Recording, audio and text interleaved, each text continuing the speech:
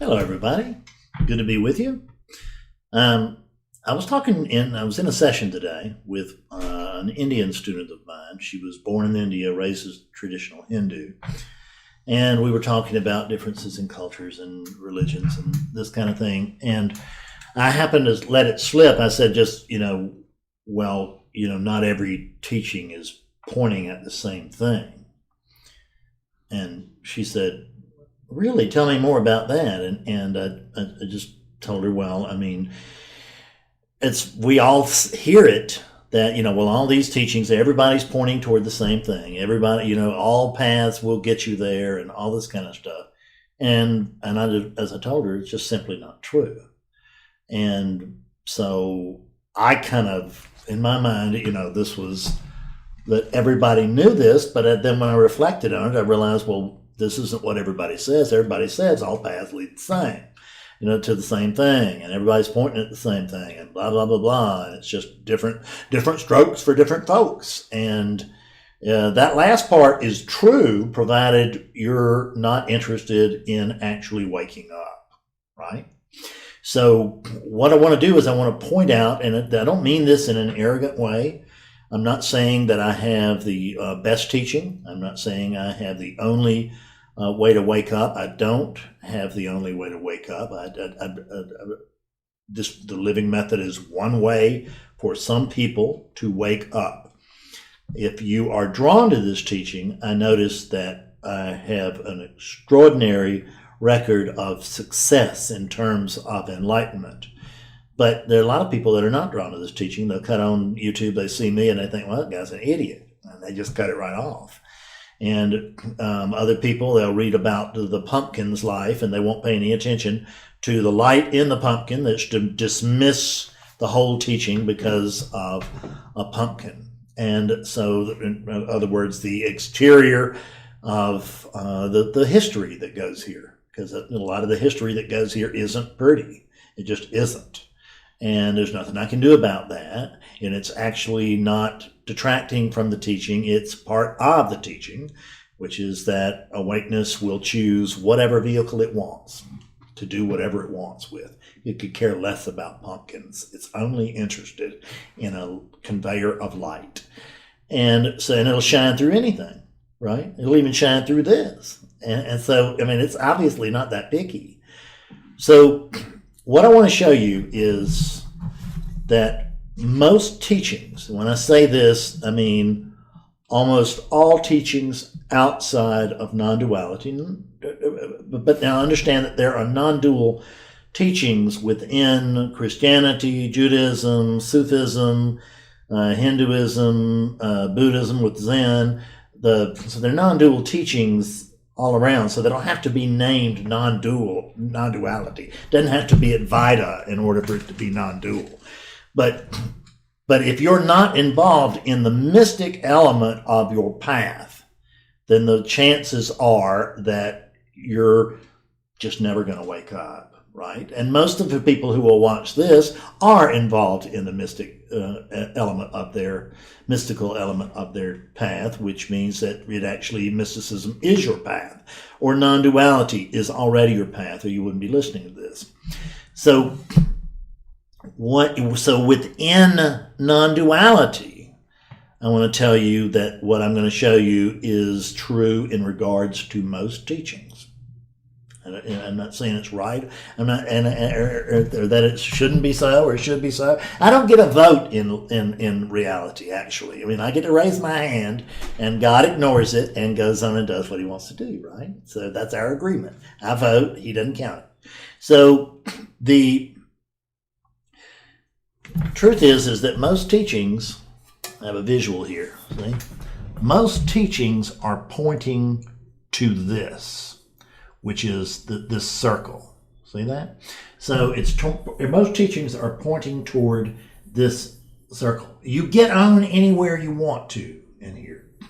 And when you when you join the teaching, you join somewhere along the way in this circle. And then what you do is you go around the circle.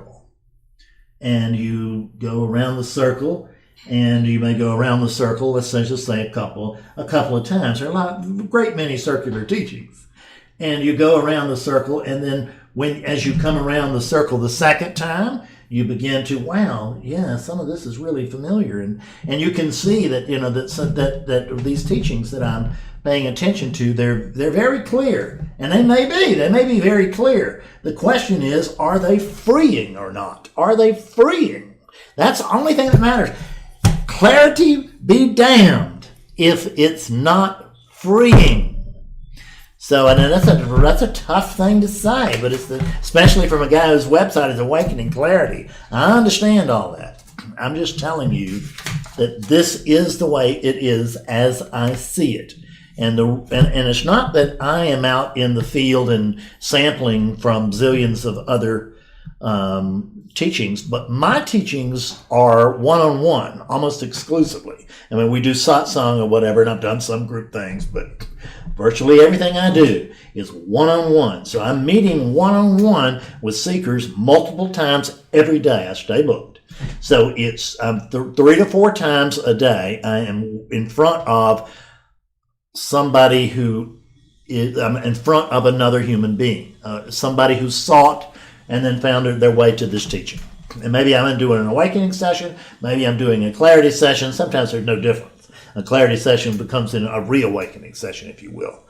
But the idea here is just notice that there's a circle only. And by the time you've gone around this circle 3 or 4 times, heck, you're so familiar with the territory that you can start to teach how to go around the circle. See, how to navigate the turns, how to go with the bumps, and all of this, so that you can continue a very smooth path around the circle. The only problem with a circle is that you never actually get anywhere. A circle is not freeing. There's no end point. I'm not saying there's an end point to any of this, but there is no point involved.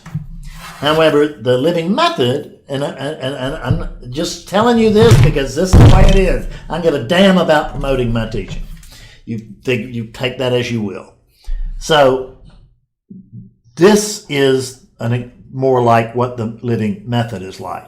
And what you'll notice, this is an infinite line in the same way that the circle is an infinite line.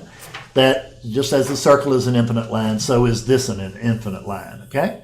So, and you get in, but on this infinite line, if you will, you get in somewhere over here, and what happens is that you go along and we work together, and then there is a point.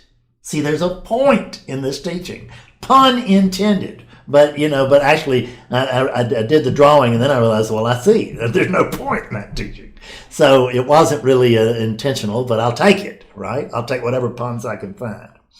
So there is this teaching. You come in here, and then there is a point, and this point is what I call, and you call, and everybody calls, an awakening event. And it doesn't have to be much in the way of an event. Some of the clearest people I know have woken up with me saying, "You're kidding," or saying, "Oh," right? And that's it, right?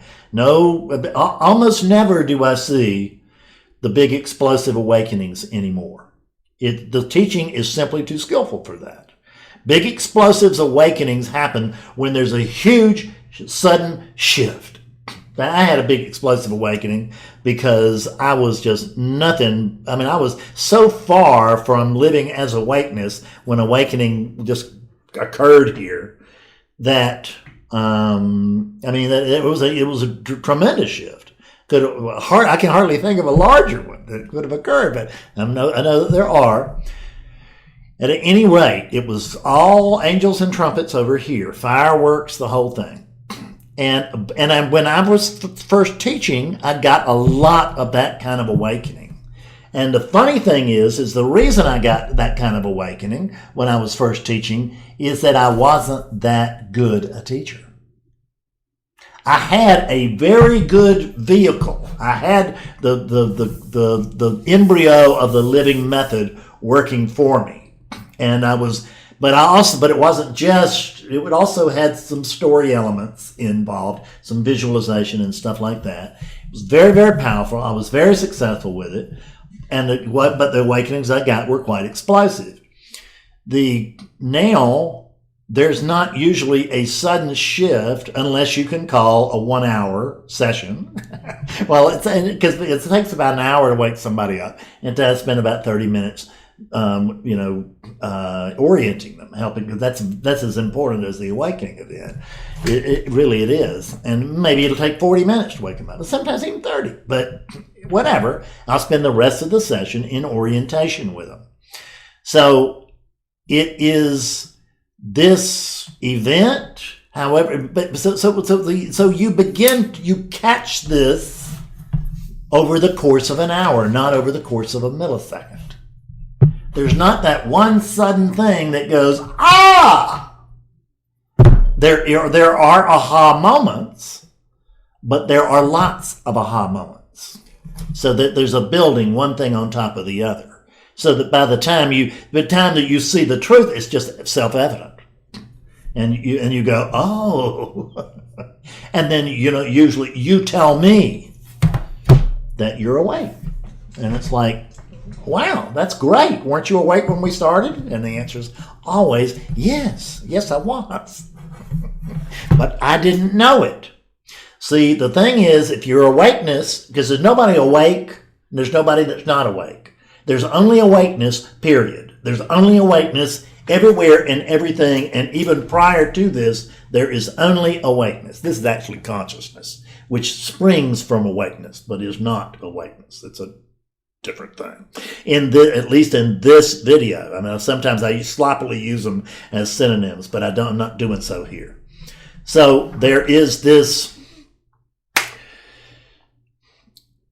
only awakeness. And that's what you come to see that you are. And who is it that comes to see it's awakeness? See, there's not actually a Fred here. And whoever you think you are, you're not that thing. What you are is your awakeness that thinks you're a Bob or a Carol or a Tim or a Joan, right? That's what you think. But it's awakeness actually that thinks it. The unit is just a vehicle. And it is a thinking vehicle. It's a vehicle. It's a sensing device for awakeness. So, which would include the sensing, thinking kind of device for awakeness. But it's not initiating those thoughts. It's just processing them. There's no thought being initiated here at all. It's just being processed here. Where is it being initiated? From all this conditioning. It's all red buttons hitting red buttons. The only thing that is not automated in the rising that you are currently experiencing is at the very least is this conversation. This is not automated. This is, and it's not dead truth either, because it's coming through Fredness, which is going to distort it, and then it hits your conditioning, which is going to distort it further. So we are here together we come together in truthiness. We come together in something very truth-like. Yeah, but we can't say that it's the truth, because it just simply isn't. The truth can't be spoken. But this is close. What I want you to see is that if there is no point on that line, there are non-dual schools now who believe that awakening, and will teach that awakening is actually just, no, that's just a myth. It doesn't really happen. That's just, the way that the old people would do that. I mean, unbelievable. Will deny the very purpose of what they're doing. At least the initial pastor, the purpose. The old Zen masters were not saying, there's not really anything like awakening. That's the new Zen masters. Not all of them, but some of them will actually teach that.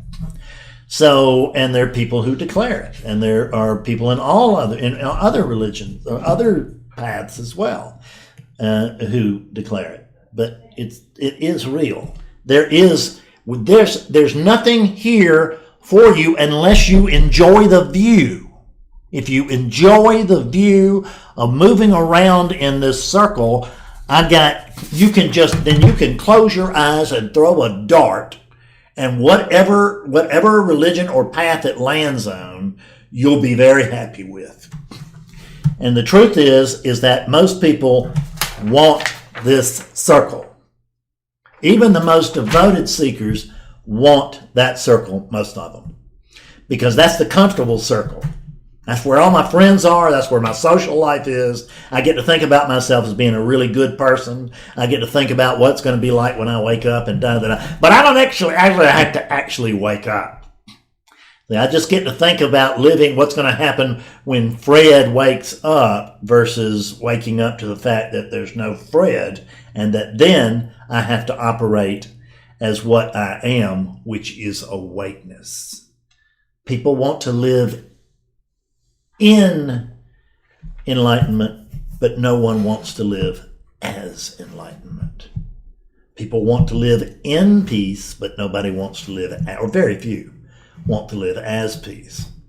People who actually do want to live as peace, a remarkable number of them find their way to this teaching, and they're very happy they did. So this is. But I'm not saying again that this is the only. There's some good teachings out there. There are lots of very clear teachers. There aren't that many who can actually teach you how to wake up because they don't know how to wake you up. And again, clarity be damned if it's not freeing. Is your teaching freeing? Is it actually freeing you? That's what this is for. That's what this video is for, is to ask you, is your teaching freeing you? If not, consider another path. You don't have to like me. You don't have to like this path. I don't care. It's an empty-headed unit over there. I don't care what it thinks. I can't stop what it's thinking either. So please, have at it. But I want you to understand that there are some teachings out there. I don't want to name them, because then when I name them, if I name those teachings that I would tell you are absolutely authentic, then there are some, then there were many, most that I will exclude. And I don't want to rain on your parade. If you're enjoying your circle, why should I come in and tell you that you're on a circle? I want to give you the tool to identify the circle yourself. Are people around you waking up? If not, you're probably in a circle. And are you waking up? If not, they may have found a line here, but you may be in a circle. Because not every circle is circular for everybody. Not every line is a line for everybody. The living method is not for everybody. It's too sharp. It's way, way, way sharp. It's very, very direct. And it's not always, it's not even always all that polite or anything like that. It can get it can get very, very direct and shut some idiot down that's being idiotic when there's the opportunity to be clear. And they're welcome to do that anywhere but in my presence. And if they're coming to me in a session, then they need to prepare themselves to be clear. Because if not, I'll shut them down and then make them clear, but sadly, I might have to embarrass them or something first. I mean, most people I have just have a blast in their awakening sessions, and they wake up with great joviality and big laughter and all this, and my students love this teaching, and my students love me. I can't say all of them love me, because I'm sure they don't. But all of them respect what it is I'm doing, and all of them have respect for this teaching. And the ones who hang around, they do love me, and they love this teaching. And it's not a circle. We got them out of the circle and put them on a line with a point. You are on the line, there's an awakening event, you continue on the line, but it's not continue as before. that event with coaching can change everything. Without coaching, it's probably going to be a line, a bump, and the same old line. That's what happens actually a great deal of the time. Not everybody who wakes up clears up. A small percentage of those who wake up clear up. But it is available. That's what I wanted to let you know, is that it is available. Examine where you are. Take ownership of your own spiritual program. Is what you're doing working? If it's not, abandon the hell out of it. Now, today. Don't sit around trying to, because you're loyal to something that's not working. I don't want anybody staying with me if this thing isn't working. I want them out of here. Because I want somebody in that seat who can hear me. And maybe the other teachers are the same way. Who knows? I can't speak for them. But I've said enough. That's all I'm going to say today. It's a short video. Thank you very much. And, I just come to see me at Awakening Clarity. Come to the website. Go to YouTube. Just go to YouTube and search Fred Davis non-duality, and you'll get a zillion hits. And take any one you want. They're all clear. And I hope to see you. Hope to see you in satsang. Thanks. Bye-bye.